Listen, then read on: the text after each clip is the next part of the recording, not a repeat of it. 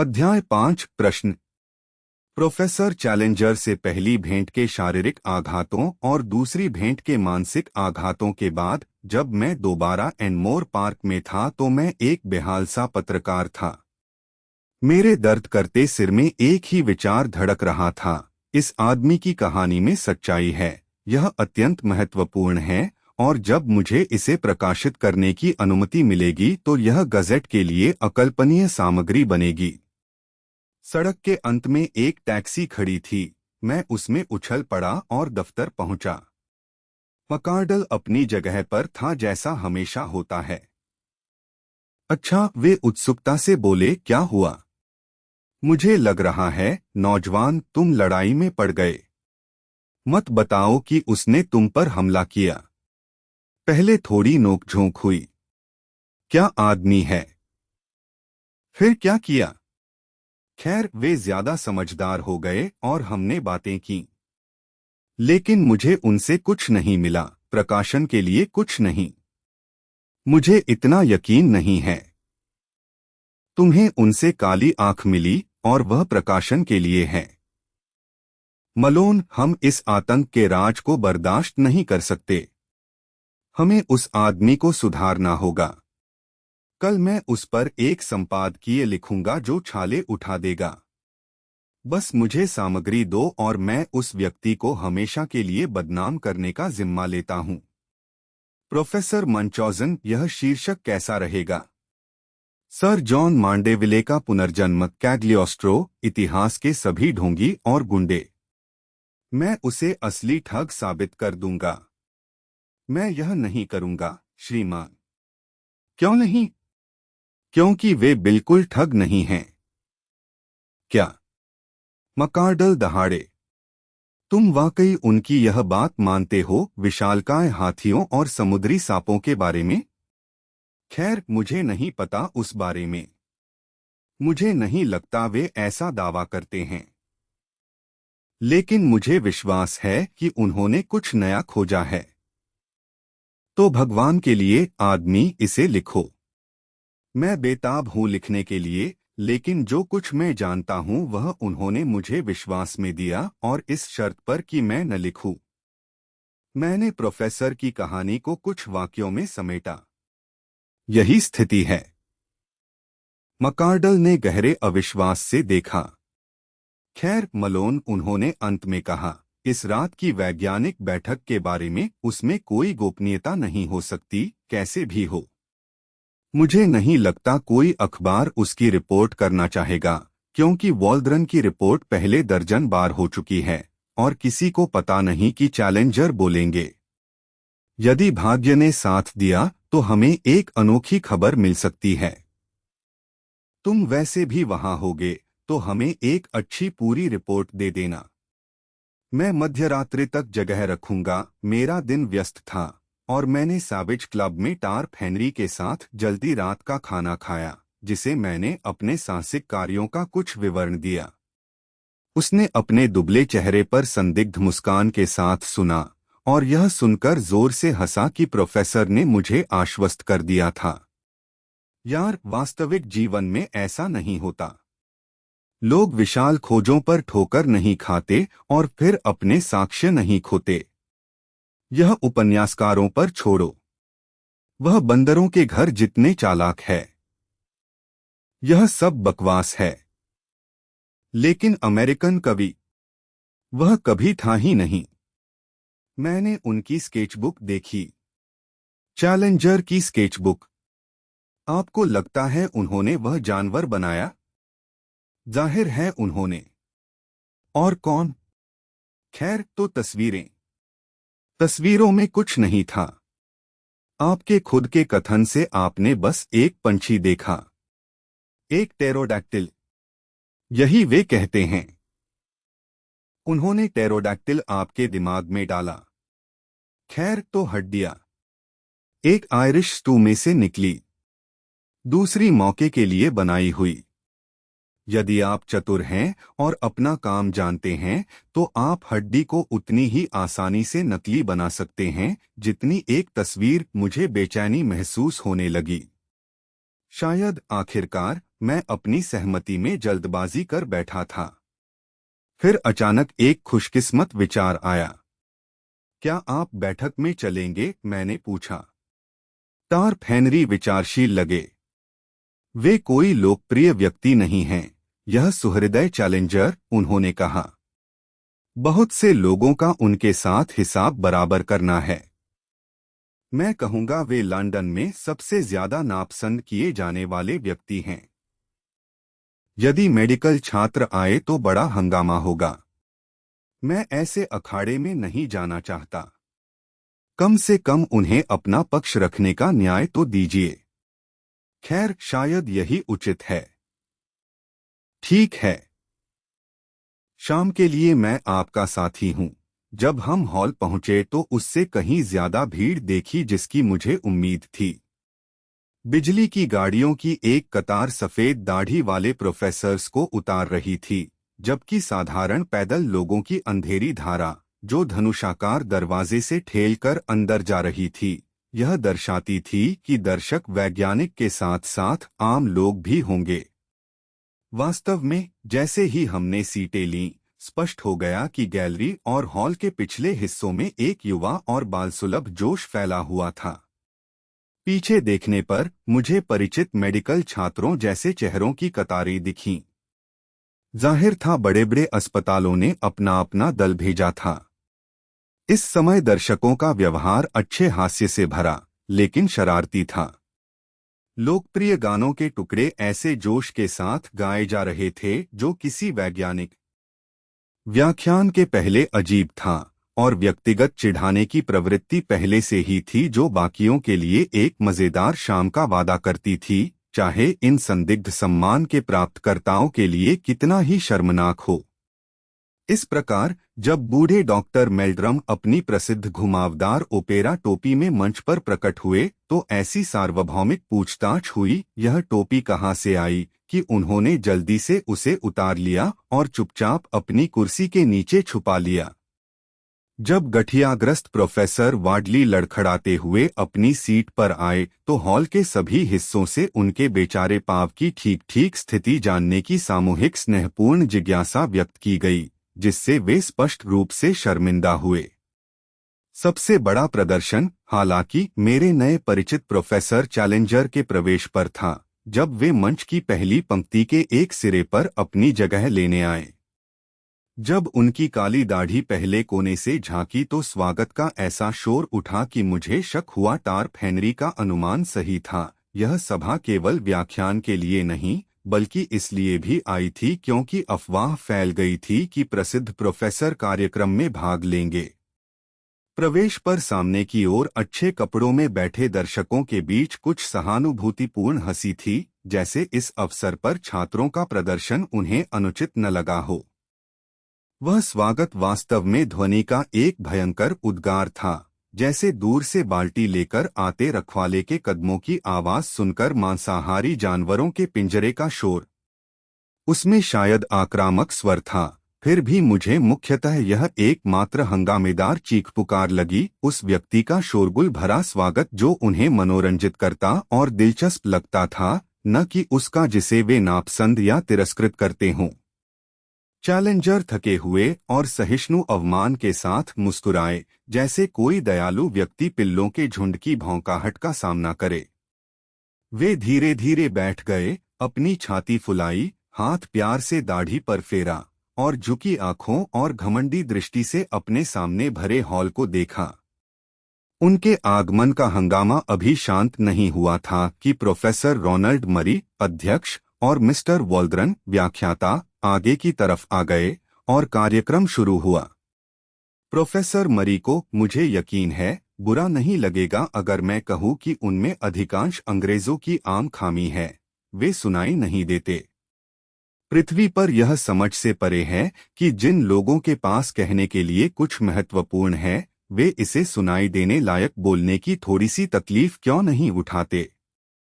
Professor मरी ने अपनी सफेद टाई और मेज पर रखे पानी के जग के साथ कई गंभीर टिप्पणियां की, अपनी दाईं तरफ चांदी की मोमबत्तीदानी के साथ एक हास्यपूर्ण चमकती हुई अंतर टिप्पणी के साथ। फिर वे बैठ गए और मिस्टर वॉल्ड्रन, प्रसिद्ध लोकप्रिय व्याख्याता, सामान्य तालियों के बीच उठे। वे एक कठोर, दुबले आदमी थे, कर्कश आवाज और आक्रामक ढंग के, लेकिन उनमें दूसरों के विचारों को समझकर उन्हें साधारण जनता को समझने योग्य और रुचिकर तरीके से प्रस्तुत करने की योग्यता थी। साथ में बेहद अजीब चीजों पर मजाक करने का सुखद गुण भी था, जिससे विषुवांत की गति या रीढ़धारी जानवर का निर्माण भी उनके हाथों एक अत्यंत हास्यपूर्ण प्रक्रिया बन जाती थी। यह सृष्टि का एक पक्षी दृष्टि दृश्य था, जैसा विज्ञान ने समझाया है, जो उन्होंने स्पष्ट और कभी-कभी चित्रात्मक भाषा में हमारे सामने प्रकट किया। उन्होंने हमें पृथ्वी के बारे में बताया, एक विशाल प्रज्वलित गैस का गोला, आकाश में जलता हुआ। फिर उन्होंने ठोसपन, शीतलन, पर्वतों को बनाने वाली झुर्रियां, भाप जो जल बनी, और उस मंच की धीमी तैयारी का चित्र खींचा जिस पर जीवन का अकथनीय नाटक खेला जाना था। जीवन की उत्पत्ति पर वे सावधानी से अस्पष्ट रहे। उन्होंने घोषणा की कि जीवन के कीटाणु मूल की जलन से मुश्किल से बचे होंगे, यह काफी निश्चित था। इसलिए वह बाद में आया। क्या उसने स्वयं को पृथ्वी के ठंडे होते अकार्बनिक तत्वों से बनाया? बहुत संभव। क्या उसके कीटाणु किसी उल्का पर बाहर से आए? यह मुश्किल से संभव था। कुल मिलाकर सबसे बुद्धिमान व्यक्ति इस बिंदु पर सबसे कम हठधर्मी था।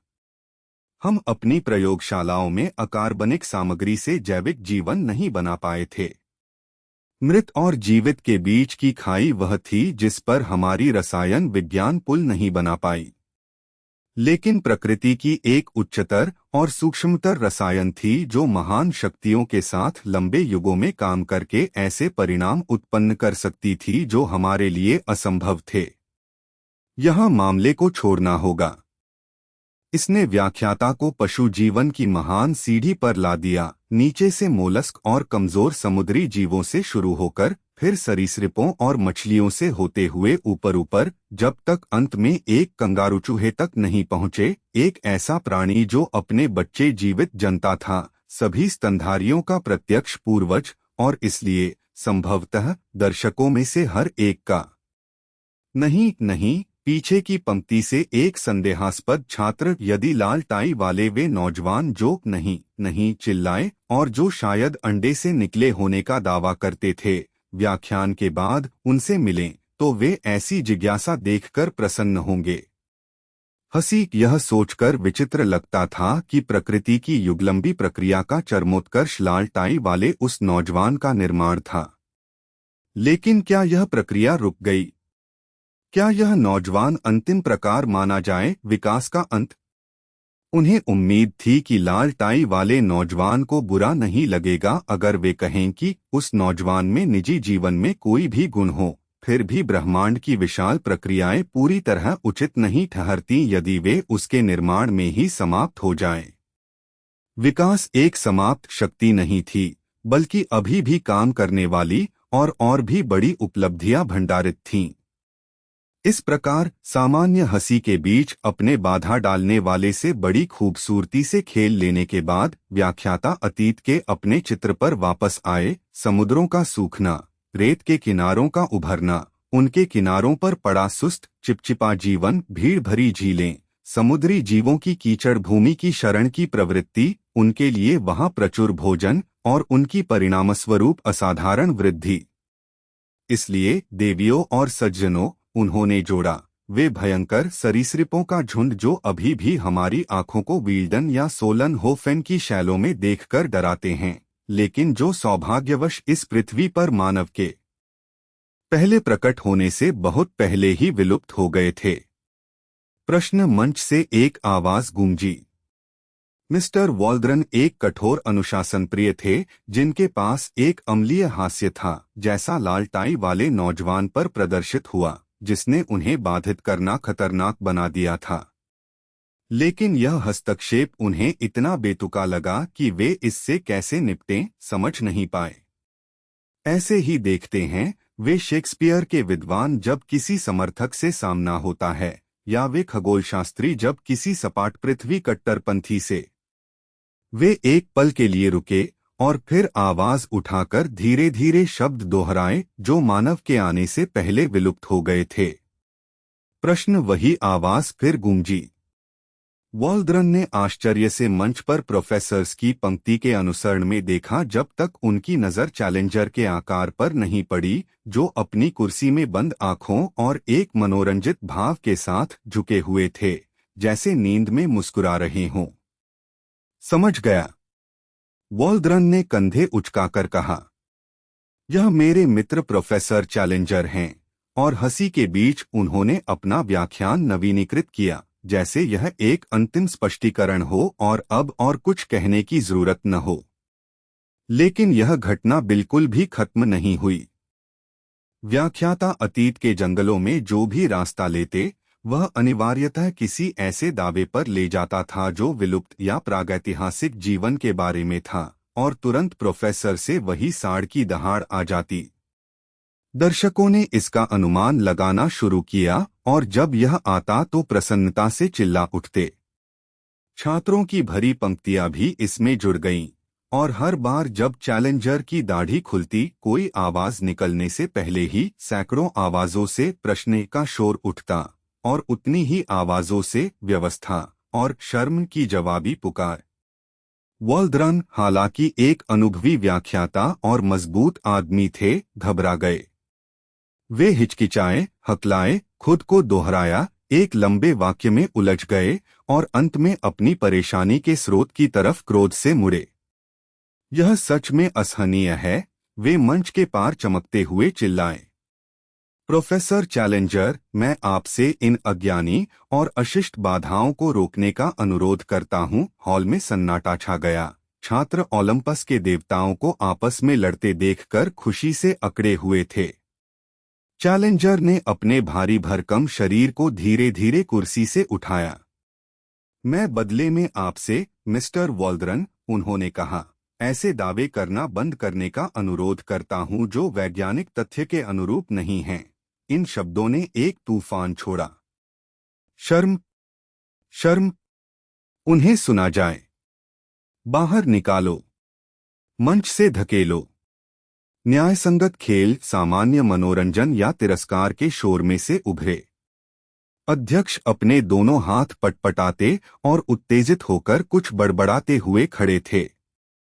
प्रोफेसर चैलेंजर, व्यक्तिगत विचार बाद में, उनकी अश्रव्य बड़बड़ाहट के बादलों के ऊपर ठोस शिखर थे।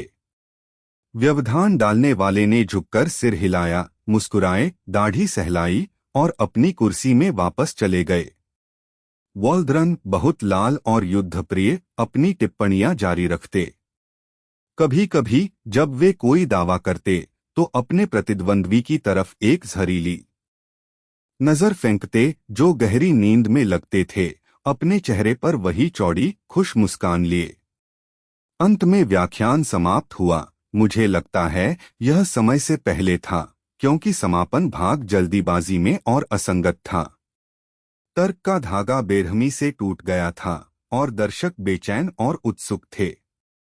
वॉल्ड्रन बैठ गए और अध्यक्ष की एक छोटी सी आवाज के बाद प्रोफेसर चैलेंजर उठकर मंच के किनारे पर आए। अपने अखबार के हित में मैंने उनका भाषण शब्दशः लिख लिया। देवियों और सज्जनों, उन्होंने पीछे से निरंतर शोर के बीच शुरू किया। क्षमा करें देवियों, सज्जनों और बच्चों, मुझे माफी मांगनी होगी। मैंने अनजाने में इस दर्शकों का एक बड़ा हिस्सा छोड़ दिया था। हंगामा, जिस दौरान प्रोफेसर एक हाथ उठाए खड़े रहे और उनका विशाल सिर सहानुभूतिपूर्वक सिर हिला रहा था, जैसे वे भीड़ पर कोई धार्मिक आशीर्वाद दे रहे हों। मुझे मिस्टर वॉल्ड्रन के उस बहुत चित्रात्मक और कल्पनाशील भाषण के लिए धन्यवाद प्रस्ताव रखने के लिए चुना गया है जो हमने अभी अभी सुना। इसमें कुछ बिंदु हैं जिनसे मैं असहमत हूं और उन्हें उठाना मेरा कर्तव्य था जैसे जैसे वे आए, लेकिन फिर भी एमआर वॉल्ड्रन ने अपना उद्देश्य अच्छे से पूरा किया। वह उद्देश्य था हमारे ग्रह के इतिहास के बारे में जो वे सोचते हैं उसका एक सरल और रुचिकर विवरण देना। लोकप्रिय व्याख्यानों को सुनना आसान होता है, लेकिन मिस्टर वॉल्ड्रन, यहाँ उन्होंने व्याख्याता पर मुस्कुराते और पलकें झपकाते हुए मुझे माफ करेंगे जब मैं कहूंगा कि वे अनिवार्य रूप से दोनों ही सतही और भ्रामक होते हैं, क्योंकि उन्हें एक अज्ञानी दर्शकों की समझ के स्तर पर रखना होता है। व्यंग्यपूर्ण जयकार। लोकप्रिय व्याख्याता स्वभाव से परजीवी होते हैं। मिस्टर वॉल्ड्रन का क्रोधित विरोध का इशारा। वे अपने निर्धन और अज्ञात भाइयों के कार्य का यश या पैसे के लिए शोषण करते हैं। प्रयोगशाला में प्राप्त एक छोटा सा नया तथ्य, विज्ञान के मंदिर में एक ईंट जोड़ना किसी भी द्वितीयक व्याख्या से बहुत अधिक है, जो एक खाली घंटे को भर दे लेकिन कोई उपयोगी परिणाम न छोड़े। मैं यह स्पष्ट विचार इसलिए नहीं रख रहा कि विशेष रूप से मिस्टर वॉल्ड्रन को बदनाम करूं, बल्कि ताकि आप अनुपात की अपनी भावना न खोए और सेवक को महायाजक समझने की गलती न करें। इस बिंदु पर मिस्टर वॉल्ड्रन ने अध्यक्ष से कानाफूसी की, जो आधे उठे और अपने पानी के जग के साथ सख्ती से कुछ कहा। लेकिन इतना काफी है। लंबी और जोरदार जयकार। कुछ व्यापक रुचि के विषय पर आते हैं। वह विशेष बिंदु क्या है जिस पर मैंने एक मूल शोधकर्ता के रूप में हमारे व्याख्याता की सटीकता को चुनौती दी? वह है पृथ्वी पर कुछ प्रकार के पशु जीवन की स्थायित्व।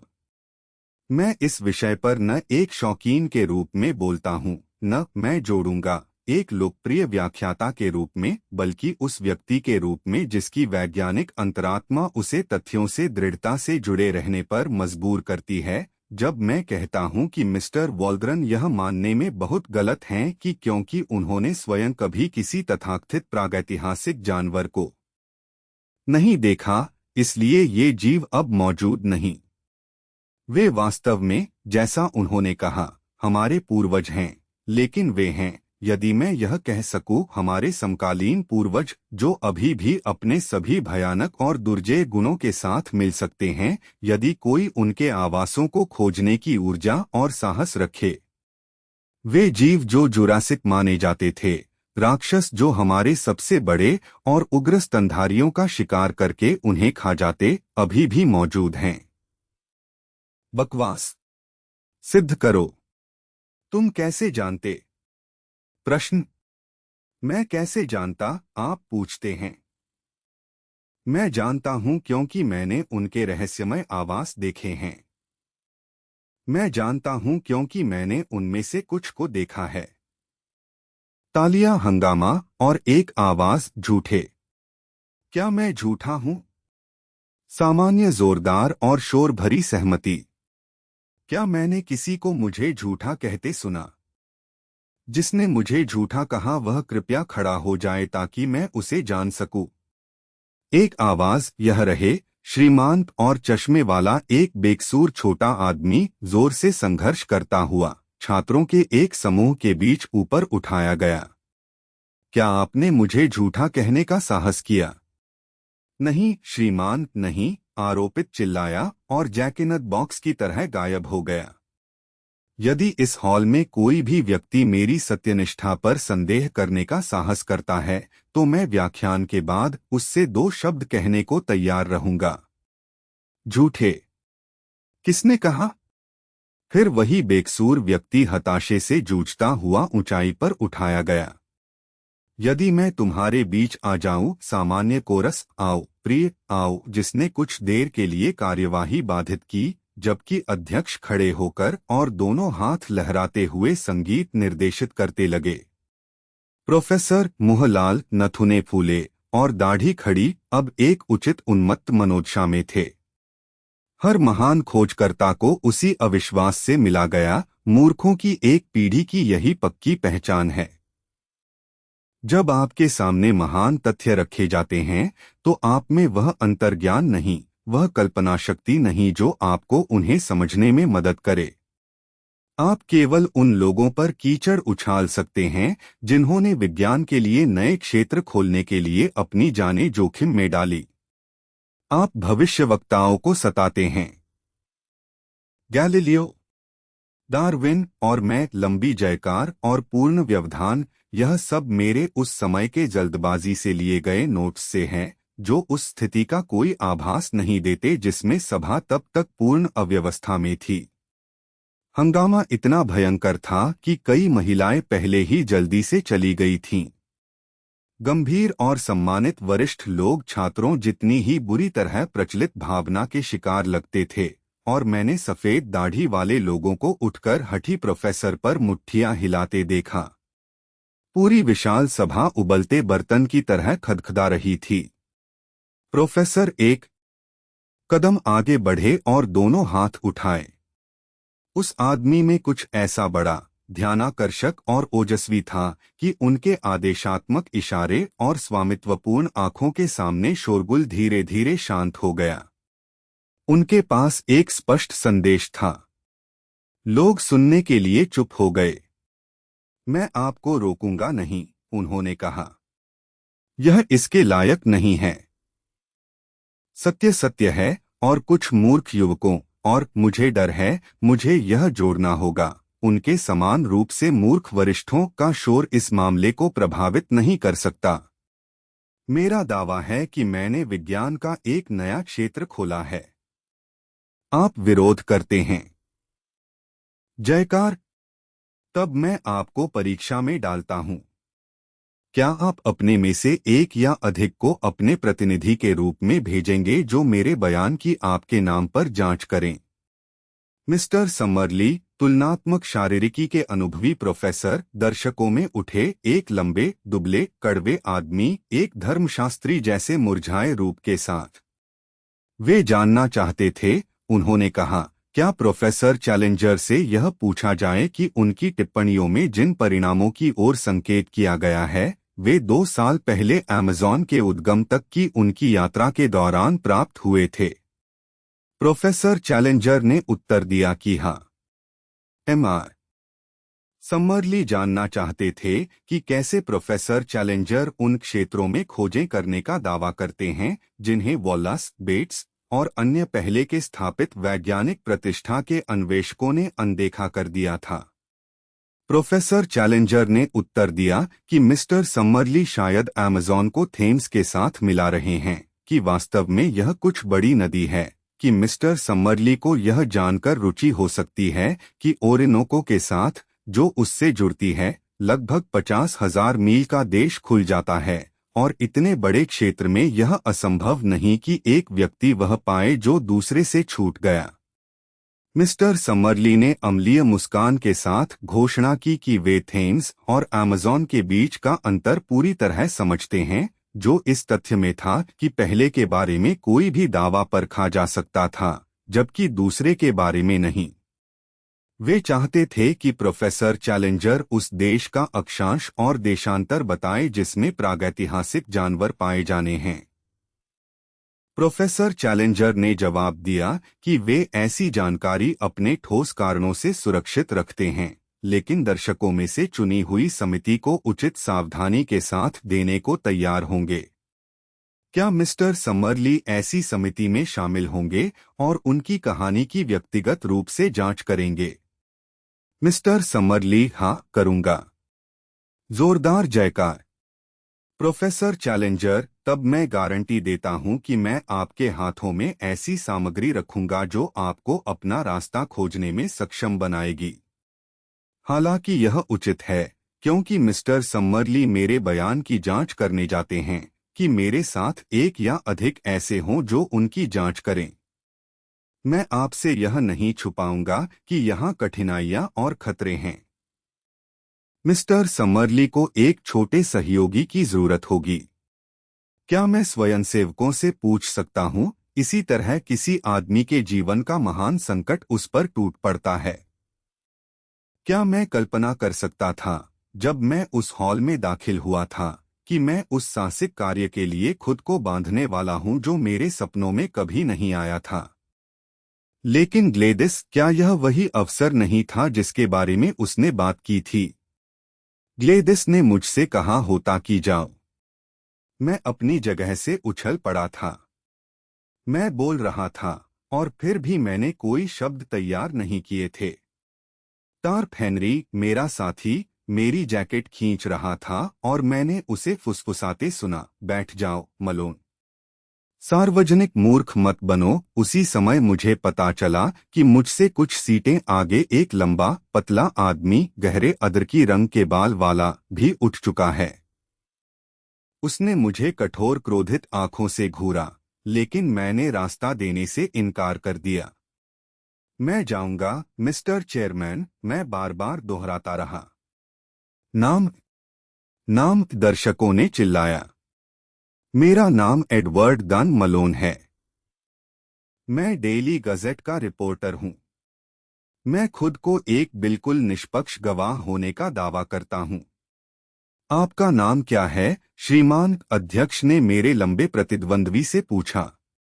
मैं लॉर्ड जॉन रॉक्सटन हूं। मैं पहले भी अमेज़न पर जा चुका हूं, सारा क्षेत्र जानता हूं और इस जांच के लिए विशेष योग्यताएं रखता हूं। लॉर्ड जॉन रॉक्सटन की प्रतिष्ठा एक शिकारी और यात्री के रूप में जाहिर है विश्व प्रसिद्ध है, अध्यक्ष ने कहा, लेकिन साथ ही ऐसे अभियान पर प्रेस का एक सदस्य होना निश्चित रूप से अच्छा होगा। तब मेरा प्रस्ताव है, प्रोफेसर चैलेंजर ने कहा, कि इन दोनों सज्जनों को इस बैठक के प्रतिनिधि के रूप में चुना जाए, जो प्रोफेसर समरली के साथ मेरे बयान की जांच और रिपोर्ट करने की यात्रा पर जाएं, और इस प्रकार शोर और जयकार के बीच हमारी नीति तय हो गई और मैं खुद को मानव धारा में बहते हुए दरवाजे की तरफ पाया। मेरा मन उस विशाल नई परियोजना से अर्धवाक था जो इतनी अचानक मेरे सामने उठ आई थी। जैसे ही मैं हॉल से निकला, मुझे एक पल के लिए हंसते छात्रों की धक्का मुक्की का भान हुआ फुटपाथ पर, और एक भारी छतरी चलाते हाथ का जो उनके बीच उठता गिरता था। फिर कराहों और जयकारों के मिश्रण के बीच प्रोफेसर चैलेंजर की बिजली की गाड़ी किनारे से खिसक गई और मैं खुद को रिजेंट स्ट्रीट की चांदनी रोशनी में चलते हुए पाया, ग्लेडिस के विचारों से और अपने भविष्य के बारे में आश्चर्य से भरा। अचानक मेरी कोहनी पर एक स्पर्श हुआ। मैं मुड़ा और उस लंबे पतले आदमी की हास्यपूर्ण स्वामित्वपूर्ण आंखों में देखा जिसने इस अजीब खोज पर मेरा साथी बनने के लिए स्वयं सेवा की थी। मलोन, अगर मैं सही समझ रहा हूं, उसने कहा, हम साथी होंगे क्या? मेरे कमरे सड़क के उस पार अल्बानी में हैं।